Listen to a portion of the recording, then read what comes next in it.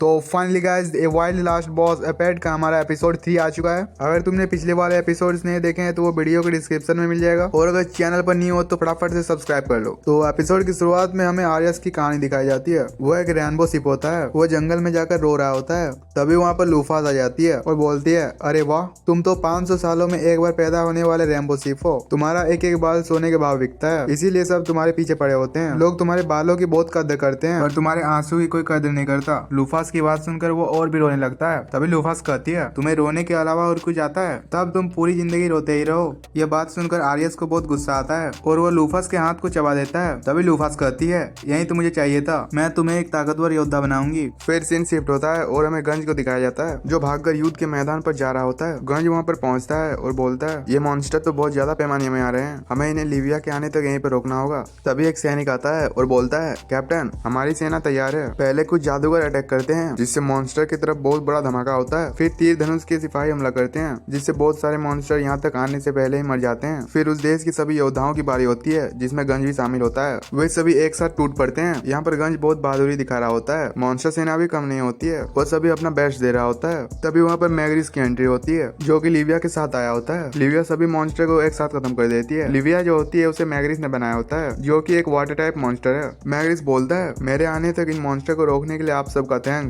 बस अब सब हम पर छोड़ दीजिए। इस बात से सभी लोग बहुत खुश होते हैं, सभी खुशी से चिल्लाने लगते हैं। लिविया सभी मॉन्स्टर को खत्म कर रही होती है और ये सारा चीज लूफास ऊपर से देख रही थी। लूफास बोलती है, अब मेरे साथ जरूरत नहीं पड़ेगी। फिर वो मैग्रिस के स्टैट्स चेक करने लगती है, जो कि पहले के मुकाबले आधा होता है। वो दीना से पूछती है, मैग्रिस के स्टैट्स पहले से आधे क्यों हैं? दीना बताती है कि डेविल किंग से जब सभी हीरोज हार गए होते हैं तब उन्हें एक श्राप मिला होता है, जिसके कारण वो अपनी शक्तियों का आधा ही इस्तेमाल कर सकते हैं। लूफास बोलती है, तब तो शायद मैग्रिस लिविया जैसा और मॉन्स्टर नहीं बना सकता है। अगर यहाँ पर लिविया हार जाती है तो फिर इस देश को बचाने का और कोई उम्मीद नहीं है। तभी हम देखते हैं कि वहाँ पर आर्यस भी आ चुका होता है, जो पहले से बहुत ज्यादा बड़ा हो गया था। अब वे दोनों फाइट करने लगते हैं। ये दोनों अलग अलग एलिमेंट से बने होते हैं, एक पानी है तो दूसरा आग है। आर्यस एक बड़ा सा फायरबॉल बनाकर लिविया पर अटैक करता है, जिससे सभी लोग डर जाते हैं। इससे लिविया को कुछ नहीं होता है, बस थोड़ा सा पानी वेपर बनकर उड़ने लगता है। मैग्रिस लिविया को वहाँ पर एक सुनामी लाने को कहता है। लिविया सुनामी से आर्यस को बहाने की कोशिश करती है, बट ये प्लान फेल हो जाता है। आर्यस उड़ते हुए लिविया पर अटैक करता है, पर लिविया आर्यस को पकड़ लेती है। ये देखकर सारे सिपाही बहुत खुश हो रहे होते हैं। दीना लूफास से पूछती है, महारानी, आपको क्या लगता है इसमें कौन जीतने वाला है? लूफास बोलती है, इसमें लग रहा है कि लिविया जीत जाएगी, पर लिविया की भी लाइफ फोर्स कम हो रही है। आर्यस के बार बार यहाँ पर हमला करने से लिविया बहुत कमजोर हो रही है, इसी कारण एक दिन लिविया हार जाएगी। वो बोलती है कि आर्यस बहुत चालाक है, वो जानता है कि वो लिविया को एक बार में नहीं हरा सकता है, इसलिए वो लिविया को धीरे धीरे खत्म कर रहा है। दीना बोलती है, जैसा गुरु वैसा चेला, आखिरकार वो सब आप ही से सीखा है। फिर हमें लिविया को दिखाया जाता है। आर्यस उसे इतना ज्यादा गर्म करता है कि वो उसे छोड़ने पर मजबूर कर देता है। अब लिविया इतना ज्यादा कमजोर हो चुकी है कि आर्यस उसे एक अटैक में खत्म कर सकता है। फिर आर्यस एक बहुत ही बड़ा फायरबॉल बना रहा होता है। ये देखकर लूफास वहाँ से दीना को लेकर कूद जाती है। लूफास सोचती है, अगर ये अटैक हो गया तो लिविया हमेशा के लिए खत्म हो जाएगी। आर्यस का फायरबॉल देखकर सभी लोग बहुत ज्यादा घबरा जाते हैं। तभी वहाँ पर लूफास आके आर्यस को एक लात मारती है। इस लात से आर्यस बहुत दूर जा गिरता है। लूफास को सभी लोग देखकर हैरान रह जाते हैं। फिर लूफास मैग्रिस के पास आती है। वो उससे बोलती है,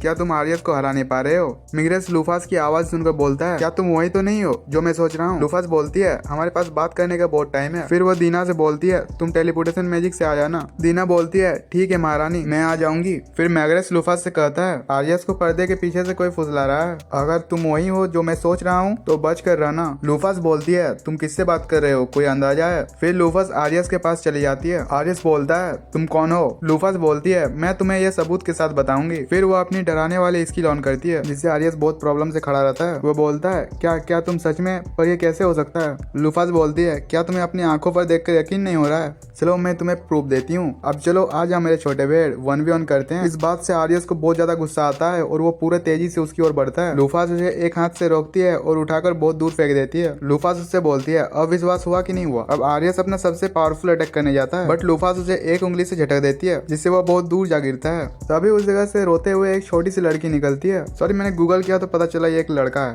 खैर कोई बात नहीं। वो सीधे आकर लूफास के गले लग जाता है और बहुत ज्यादा रोने लगता है। लूफास सोचती है कि ये तो रोते हुए बहुत क्यूट लग रहा है। वो 20 मिनट रोने के बाद चुप होती है। तभी वहाँ पर दीना भी टेलीपोर्ट होकर आ जाती है। लूफास उसका स्टैट्स चेक करती है तो पता चलता है कि उसका लेवल पहले जितना था उतना ही अभी भी है। फिर लूफास उससे बोलती है, पहले भी तुम मेरे पहले साथी थे और अब भी तुम मेरे पहले साथी बने, तो चलो 12 हेवनली नाइट्स को एक करने का पड़ाव तुमसे शुरू होता है। ये बोलकर उसे गले लगा लेती है। फिर आर्यस दीना को देखकर बोलता है, तुम कौन हो छोटी लड़की? दीना को ये बात सुनकर शौक लग जाता है। वो बोलती है, योद्धा आर्यस, आप मुझे मुझे भूल कैसे सकते हैं? मैं हमेशा महारानी लूफस के बगल में रहती थी। आप मुझे अच्छे से देखिए, आपको पहचान में आ जाएगा। आरियस बोलता है, ओ तो तुम वो हो जो महारानी के बगल में रहकर भी गायब रहती थी। यह बात सुनकर दीना साइड में जाकर रोने लगती है और बोलती है, तुम बहुत बुरे हो। तो यहीं पर हमारा एपिसोड एंड होता है। वीडियो अच्छी लगी हो तो लाइक करना और सब्सक्राइब करना मत भूलना। तो मिलते हैं नेक्स्ट वीडियो में।